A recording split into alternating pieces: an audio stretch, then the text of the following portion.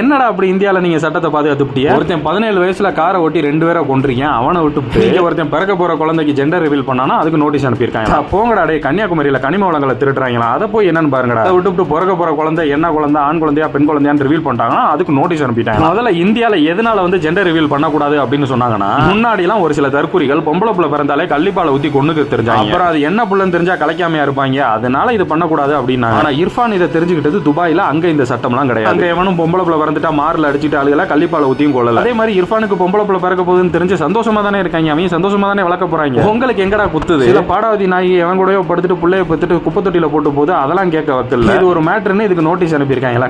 கேட்கவே வெக்கமா இருக்கடா. முதல்ல போங்கடா, கன்னியாகுமரி பக்கம் போங்கடா, நம்ம ஊரை அழிச்சுக்கிட்டு இருக்காங்க. இதுல இன்னொரு காமெடி என்னன்னா, அந்த பிறக்க போற குழந்தையோட ஜெண்டரை சொல்ற அந்த ஸ்கேன் சென்டர் அந்த ஹாஸ்பிட்டல் மேல எல்லாம் நடவடிக்கை எடுக்க போறாங்க. போங்க துபாய் போங்க, அங்கதான் துபாயில ஒரு ஹாஸ்பிட்டல்ல தெரிஞ்சுக்கிட்டாங்களா, அங்க போய் நடவடிக்கை எடுங்க.